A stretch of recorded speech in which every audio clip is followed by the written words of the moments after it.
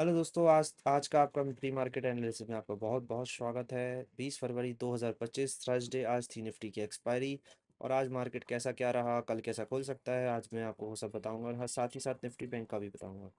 तो आज देखते हैं क्या हुआ। आज सबसे पहले आप देखेंगे तो सिर्फ 109 पॉइंट के आसपास निफ्टी मूव किया है। जाहिर सी बात है, यहाँ सारे रिटेलर्स फंसे होंगे आज एक्सपायरी के दिन, क्योंकि ये देखिए कैसी कैसी कैंडल बनी है। अगर यहाँ पर कोई भी बाय कर रहा है तो उसको नीचे गिरा दिया जा रहा है, फिर वहाँ से कोई बाय कर रहा है तो अगर वो 5-10 मिनट भी होल्ड करता है उसको भी वापस स्टॉप लॉस हिट हो जाएगा, और वरना ठीटा टिके होकर वो खुद ही एग्जिट कर देगा। कोई भी इतना वेट नहीं करता है। चलिए, जैसे कल की बात करते हैं, तो अगर आपको पता ही है कि 4-5 महीनों से मार्केट गिर ही रहा है। और नीचे अगर आपको एक मैं सपोर्ट बता दूं, तो 22,800 एक बहुत मेजर सपोर्ट है, क्योंकि यहाँ से 6-7 बार ऊपर को मूव आ चुका है, वापस से नीचे नहीं गिर रहा है। हाँ, 2-3 बार ये नीचे गिरा हुआ था, लेकिन यहाँ से भी कवर करके वापस ऊपर गया। मार्केट यहाँ से नहीं गिर रहा है, और देखते हैं कि ऊपर और कितना जा पाएगा। बाकी आज इसने एक चैनल का भी ब्रेक डाउन किया था, जैसे कि ये एक चैनल थी ऐसी।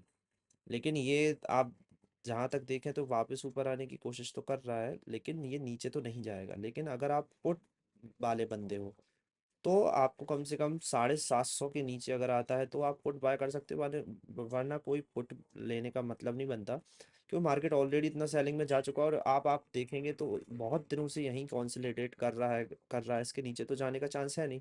लेकिन हाँ, अगर आपको कॉल बाय करनी है, आई मीन पुट तो मत लो, लेकिन हाँ अगर आपको कॉल बाय करनी है तो उसका सिनेरियो बता देता हूँ। कि अगर कल market flat to gap up open होता है, तो देखिए मेन दिक्कत क्या है कि यहाँ पर बहुत सारे सेलर्स बैठे हुए हैं। कहाँ पर? 950 के पास।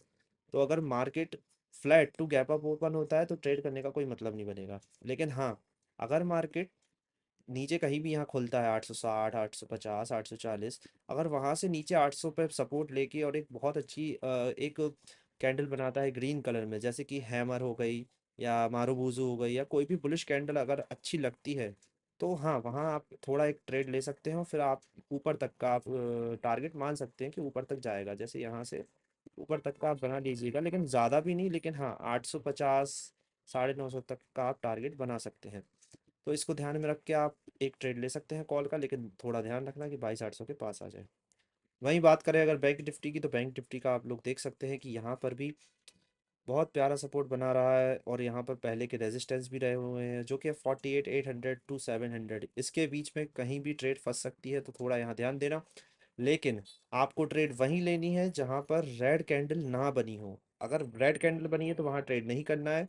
अगर यहाँ से मान के चलिए नीचे तक, यहाँ से अगर कहीं भी खुलता है 49,100, 49,000 कहीं भी खुलता है, और अगर नीचे आता है, अगर नीचे रेड कैंडल बनी हुई है तो ट्रेड नहीं करना है। वही सेम टू सेम चीज़ निफ्टी में मैंने आपको कही है।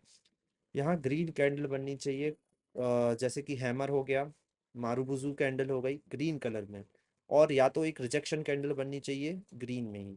अगर रेड रहती है तो थोड़ा दिक्कत की बात रहेगी, लेकिन हाँ अगर एक हैमर कैंडल बनती है, फिर भले ही वो ग्रीन हो या रेड हो, आप एक रिस्क ले सकते हैं और फिर ऊपर तक का टारगेट बना सकते हैं। पहला टारगेट रहेगा आपका 49,200 के आसपास, तो 400 पॉइंट आपके यहाँ कवर हो सकते हैं। फिर उसके ऊपर अगर आप जाएंगे तो फिर आपको मिलेगा ये सॉरी 400 के आसपास ही है, 387। तो यहाँ तक आप ले सकते हैं। लेकिन मेरा कहना रहेगा पहला टारगेट आप 49, 100, 200 के आसपास ही रखिए तो बस बेटर होगा, क्योंकि ये एक स्कैल्पिंग एरिया ही रहेगा। और अगर आप सोच रहे हो लॉन्ग टर्म के लिए, तो देखिए अभी मार्केट है कंसोलिडेशन मूवमेंट पे, तो अगर आप यहाँ कोई सी भी ट्रेड लेंगे, पुट और कॉल, आपको दोनों साइड से मारा जाएगा, क्योंकि ऑलरेडी 5 महीनों से मार्केट गिरा हुआ है। अगर अभी आप हाथ पैर चलाएंगे तो हो सकता है आपका कैपिटल उड़ने का भी चांस रहेगा। तो हाँ, छोटी छोटी स्कैल्पिंग करते रहिए तो बढ़िया रहेगा।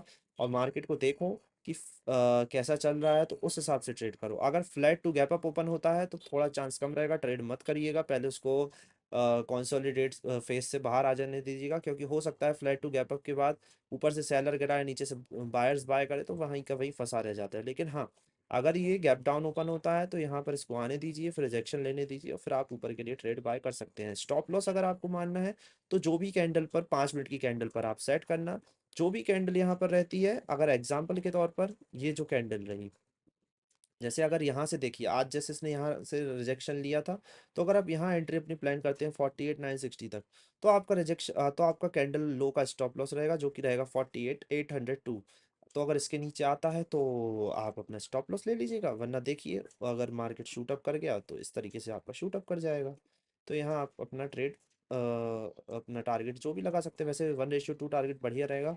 अगर 1 रुपये गंवा रहे हैं तो आप भी चाहोगे कि 2 रुपये तो कम से कम हाथ में आए, अगर रिस्क ले ही रहे हैं तो। बाकी ये रहा बैंक का। अगर हाँ, अगर आपको बैंक में सेफ सेफ टारगेट बनाए तो सेफ टारगेट तो देखिए 50,000 से ऊपर नहीं मिल पाएगा। और उसके लिए अभी अभी बैंक कितना दूर है? अभी लगभग 700 पॉइंट दूर है, 711 पॉइंट। तो पहले बैंक को 50,000 का लेवल क्रॉस करने दो, उसके ऊपर आता है तो ज़रूर आप एक कॉल का ट्रेड बाय कर सकते हो। क्योंकि अभी ये जो मेन रेजिस्टेंस है ना, ये वाला, ये अभी दिक्कत करेगा, जो कि है 49,626 से लेकर ये मेन 49,800। ये थोड़ा मेन एरिया रहेगा। अगर इसको ये हरा देता है, मतलब इसको ऊपर की साइड ब्रेकआउट दे देता है, तो फिर 49,800 के बाद 50,000 नेक्स्ट टारगेट रहेगा और उसके ऊपर जाने का चांसेस रहेगा। अभी फिलहाल के लिए करंट पोजीशन में अभी मुश्किल है थोड़ा। मार्केट अभी कंसोलिडेट फेज में चल ही रहा है, जैसा कि आपको सामने चार्ट में दिख ही रहा होगा। हाँ, तो इसीलिए आप 100-200 पॉइंट बैंक में कैप्चर करते रहिए। 200-400 पॉइंट इतना तो मिल ही जाएगा। क्योंकि अगर ये 49 200 का लेवल भी क्रॉस करता है तो फिर 300-400 भी मिल ही जाएंगे। तो एसएल ट्रेल करते जाइएगा, तो अगर आपको टारगेट मिलेगा तो 200 पे मिल जाएगा, और वरना और ऊपर भी जाने का चांस रहेगा। जैसे ही कैंडल नीचे आती है तो कैंडल लो का स्टॉप लॉस आगे ऊपर को ट्रेल करते जाना, या फिर ईएमए तक अपना एसएल बढ़ाते जाना। ईएमए जैसे जैसे धीरे धीरे ऊपर आएगा, आपको अपना एसएल भी ऊपर लाना है। तो ये मैंने आपको बता दिया निफ्टी बैंक का और निफ्टी का। और हाँ, मैं अभी लाइव भी आऊँगा, तो अगर आपको लाइव भी कभी कुछ सवाल जवाब पूछने होंगे तो आप मुझसे कमेंट्स में पूछ सकते हो, लाइव चैट में पूछ सकते हो। और अगर आपको ये वीडियो अच्छी लगी हो तो लाइक करो, कमेंट करो और सब्सक्राइब भी कर ही दो यार। और फिर मिलता हूँ आपको, अगर मैं कल लाइव ट्रेडिंग करूँगा या आगे से। अभी मैं कंटिन्यू धीरे धीरे आ रहा हूँ। वैसे मैं ट्रेडिंग तो नहीं करवाऊँगा, क्योंकि मेरे को, मैं कोई सजेशन देने वाला नहीं हूँ, मैं कोई सेबी रजिस्टर्ड नहीं हूँ। लेकिन हाँ, एजुकेशन पर्पज़ के लिए आपको बता सकता हूँ कि मार्केट कहाँ कैसा जा सकता है, तो आप अपने हिसाब से देख लीजिए। Thank you.